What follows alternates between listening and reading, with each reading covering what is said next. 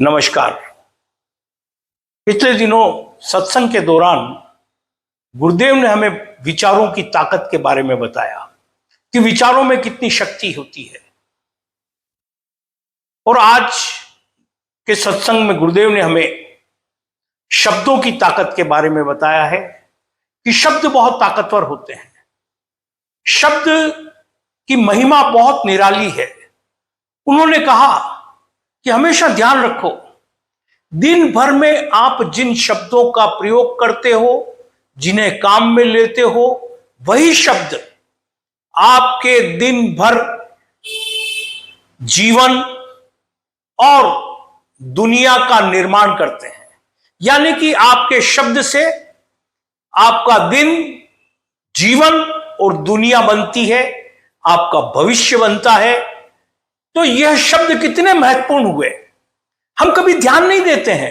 अमूमन रूटीन में हम बोलने पर हमारे शब्दों को कभी ध्यान से नहीं देखते हैं कि हम किन शब्दों का प्रयोग कर रहे हैं।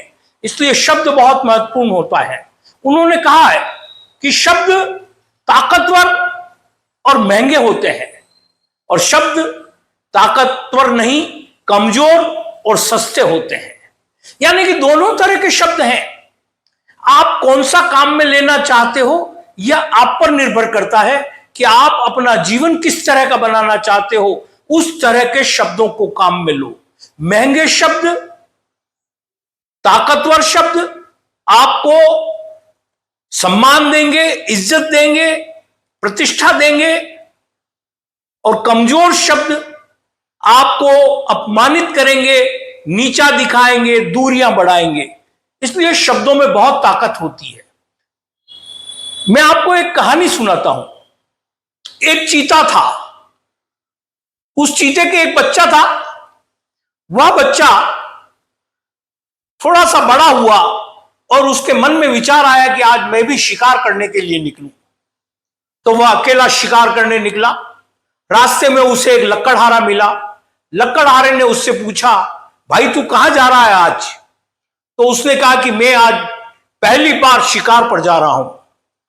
तो लकड़हारे को हंसी आई। उसने बोला, अरे भाई तू अभी बच्चा है, बहुत छोटा है, और तू अभी से शिकार करने जा रहा है, तेरे में अभी इतना नहीं है। पहली बार शिकार अकेला मत कर, अपने माता पिता के किसी के साथ जा, क्योंकि तू अगर कहीं गया, फंस गया तो तुझे निकालेगा कौन। इसलिए मेरी राय मानकर तू कर, और एक दो बार उनके साथ जा, फिर तू अकेले जाना। यह सुनकर चीता थोड़ा नर्वस हुआ, लेकिन फिर भी उसने कहा नहीं चलेंगे। वो गया, लेकिन बेरंग लौटा। दूसरे दिन फिर सुबह वही चीता का बच्चा शिकार पर निकला। रास्ते में उसे एक बंदर मिला। बंदर ने कहा, अरे तू आज कहां जा रहा भाई? तो उसने कहा, बंदर मामा आज मैं पहली बार शिकार पर जा रहा हूं। तो बंदर ने कहा, अरे वाह, बहुत खुशी की बात है, तू आज जीवन में पहली बार शिकार पर जा रहा है। अरे तुझे घबराने की कोई जरूरत नहीं। तू तो, तेरे खून के अंदर, तेरी विरासत में तुझे वो ताकत मिली है, वो स्फूर्ति मिली है कि तू जो चाहे कर सकता है। हिम्मत रख और घबराने की कोई जरूरत नहीं। तेरे पिताजी का खून और तेरी मां दोनों ने नाम रोशन किया है, इसलिए तू जा, तुझे सफलता मिलेगी। क्या? और घबराना मत, हिम्मत से काम लेना। चीते का बच्चा चला गया, और शाम जाते ही उसने देखा कि 1 घंटे में वो उत्साह से लबारोब भरा हुआ था। उसने 1 घंटे में शिकार किया और आ गया। यानी कि अब आप सोचो, दोनों ने एक ही बात कही थी। लकड़हारे ने भी यही कहा था तू बच्चा है, और उसने भी यही कहा था तू छोटा है, लेकिन घबरा मत, तेरे अंदर खून है। यानी कि एक शब्द ने उसे ताकत भर दी, और एक व्यक्ति के शब्दों ने उसे कमजोर कर दिया। एक शब्द ने उसे प्रेरणा दे दी, उत्साहित कर दिया, और एक के शब्द ने उसे हतोत्साहित कर दिया।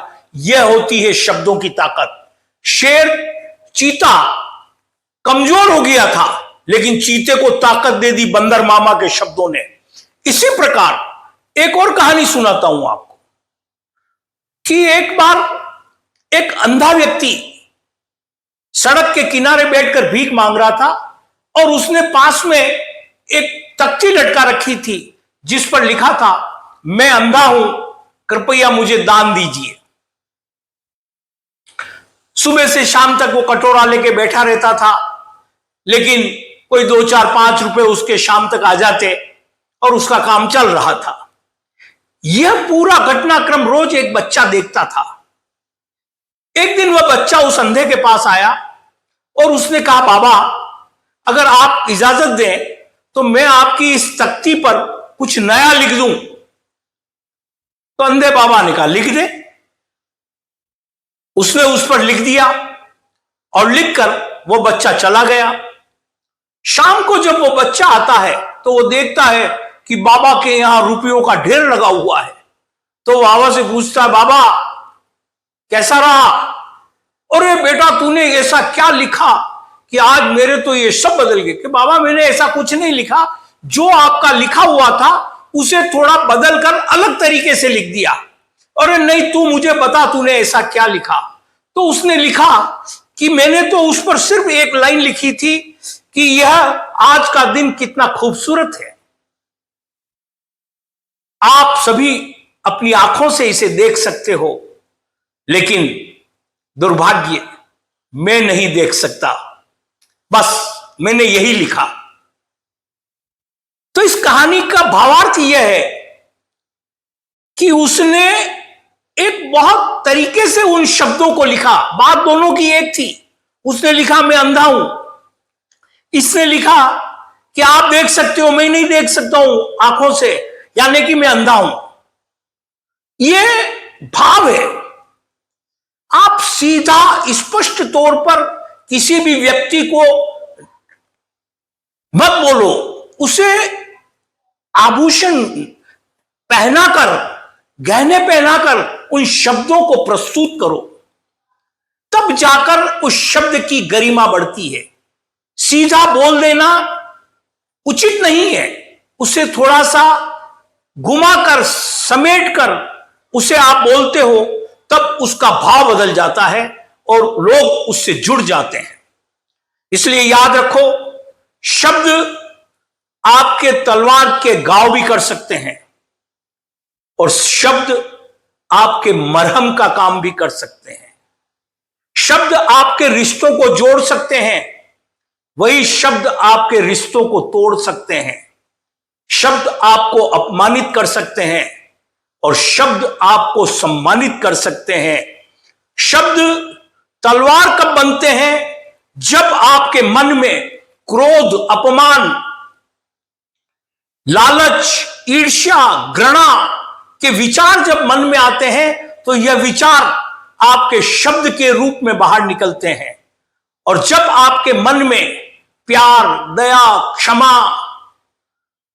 आत्मीयता, अपनत्व के विचार मन में आते हैं तो आपके मन से यह विचार बाहर निकलते हैं शब्दों के रूप में। पिछले सत्संग में गुरुदेव ने कहा था कि आप विचारों को देखकर, तोलकर, सोचकर अंदर डालिए। जब विचार अंदर जाता है, वही विचार संस्कार बनकर आपके शब्दों के रूप में बाहर आता है। इसलिए सबसे पहले अपने विचारों को सुधारो और शब्दों को सुधारो। अगर आपने शब्द सुधार लिए तो आपके विचार भी स्वतः ही सुधर जाएंगे। इसलिए शब्दों को, महंगा शब्दों को काम में लो। शब्द बोलने में पैसा नहीं लग रहा है, शब्दों को उच्चारित करने में आपको कोई तकलीफ नहीं है। आप किसी को गाली दो, अपमानित करो या सम्मान दो, दोनों में कोई फर्क नहीं है। दोनों आपके मुंह से निकलेंगे, दोनों आपके नाम पर निकलेंगे। एक आपको सम्मान देगा, एक आपको तिरस्कार देगा। इसलिए गुरुदेव ने बहुत स्पष्ट शब्दों में कहा है कि शब्द की ताकत को पहचानो। अगर आपने जिस दिन महंगे और ताकतवर शब्दों का उपयोग करना शुरू कर दिया, उस दिन आप भी एक महंगे और ताकतवर इंसान बन जाएंगे। और यदि आपने कमजोर और हल्के शब्दों का प्रयोग किया तो आप भी एक हल्के, कमजोर व्यक्ति के रूप में बाहर आएंगे। इसलिए शब्दों की ताकत को समझो, शब्दों की ताकत को पहचानो। यही बात कहकर गुरुदेव ने अपनी बात को समाप्त की। जय हिंद, जय भारत।